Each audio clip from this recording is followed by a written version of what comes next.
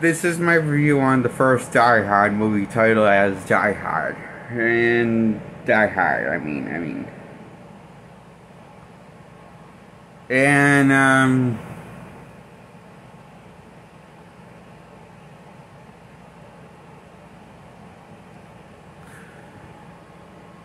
what really surprised me about this movie is just how,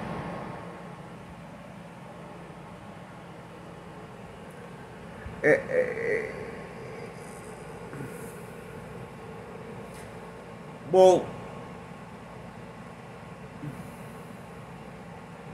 it's set up for a story seems kind of, with the dilemma, with the bad guy seems a little generic, and kind of safe how serious it plays out.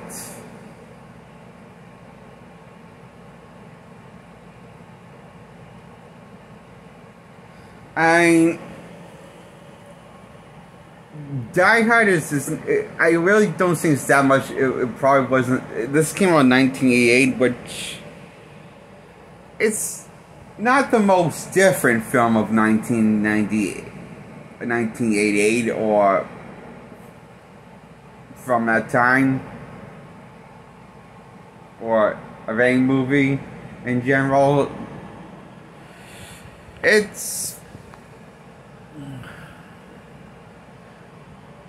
I will say, what I do like about this movie is what I liked about Edward Norton's Incredible Hulk is that when your main character is making best use of his environments and using it to his advantage in many situations when he's outmatched and outgunned. We see John McClane do that, and also talking to himself and arguing with himself of why he made that decision. And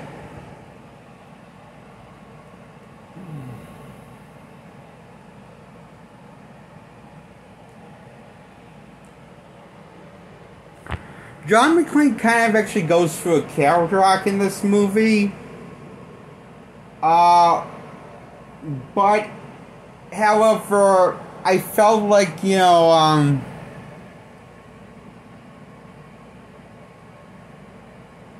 after the first one, his life doesn't get any better. It just stays the same, and he doesn't learn anything. Because by the time this movie ends, John McClane has realized that he's been a real big jerk and a terrible father and a husband to his loved ones, and wants to change for the better. And then we find out many sequels, up to Die Hard, A Good Day to Die Hard, that he has failed to do that in getting his shit together. Hence, so the Achilles heel is basically John McClane can never grow up. He's Peter Pan. So basically, he's what Spider-Man happened to Spider-Man in the comics in the 616 universe after One More Day. Where, you don't have the same character progress anymore. You just have him doing the same shit over and over again to a point it's fucking insane that he doesn't ever change or learn anything. And you're wondering, is this guy an asshole or is he an idiot? Or both?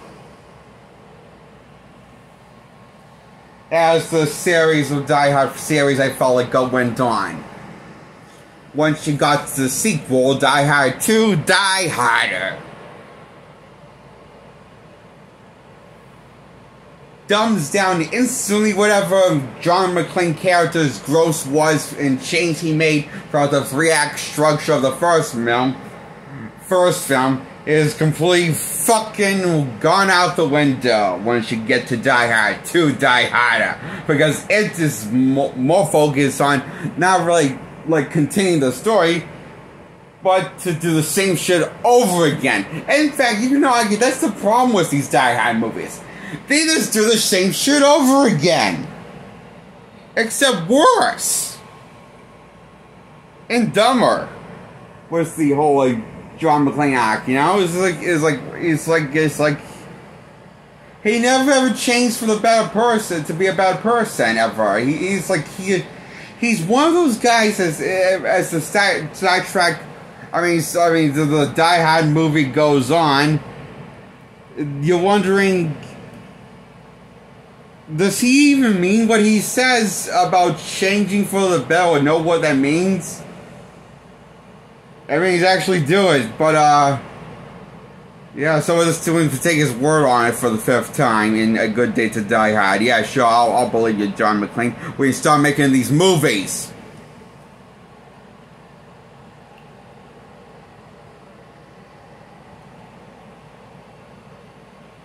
When Bruce Willis stops making these movies is when I'll believe that John McClane has grown after A Good Day to Die Hard.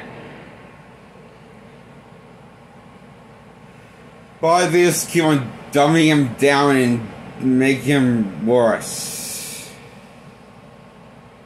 For each installment. And I will say the first one doesn't have that problem probably because it's the first one that did that idea of John McClane's character from being not really there as a husband or as a father to either of his 2 children. Because he's so dedicated to the badge and doing it for 11 years and stuff, and his wife wanted to move. He didn't. So complicated. And supposedly he realized the error of his ways and goes home to spend Christmas and live a happily ever after. But that's not what we had happen. We got Die Hard 2.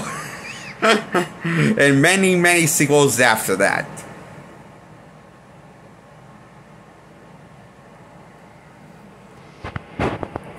So it took like a terrorist attack, which was really just a bank heist, and they just used the terrorist attack games as, well, just to fuck with people and just to make sure they cover their tracks. It's explained by the bad guys, so the main bad guy of all the other bad guys, also known as henchmen, but never mind. So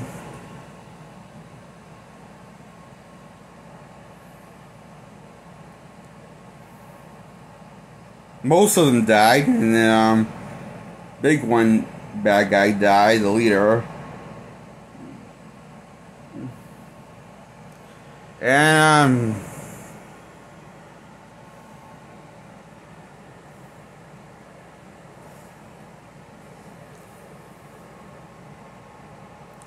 I will say it's cool, though kind of confusing, how John McClane outsmarted the main bad guy after he pretended to pose as a civilian as a hostage. Only until later the bad guy to turn on him with the gun on him, but then he found out the gun is empty. Is the gun that John McClane gave him, the empty gun, without any bullets. So he outsmarted him because he was just messing with him. I was confused why he just didn't shoot him earlier, but when you were single, why didn't I just shoot him earlier? And if you know that's him, but so it's just, I guess he just wanted to play a practical joke. And it was amusing.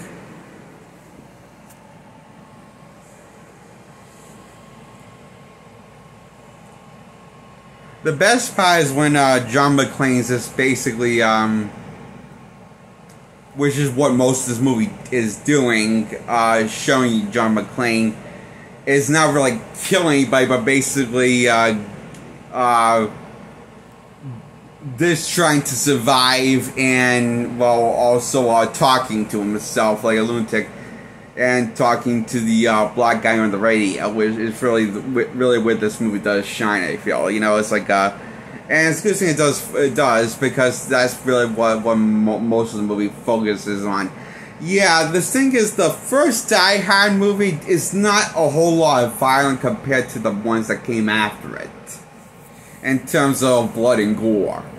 and violence. It's pretty tame. In fact, actually, the only really gore we ever get in this movie is John McClane's feet bleeding from walking on glass. Shattered glass. It into the bathroom and taking out the glass out of his feet. I mean, that's the worst gore we can ever get, but even then, you know, he was fine, but, so it's not like he was bleeding to death, but he was just like, definitely in a lot of pain, though. It's not like he bleeds to death, so so it's not a big deal, is basically what I'm trying to say, is which probably wouldn't happen with that much glass in real life, and probably you would die from an infection if you lost a lot of blood, stepped on that much glass in real life. Shattered glass, that's sharp. Just to make it to the exit and then make it to a bathroom on a different floor. What you think about it's kind of ridiculous when you think about it.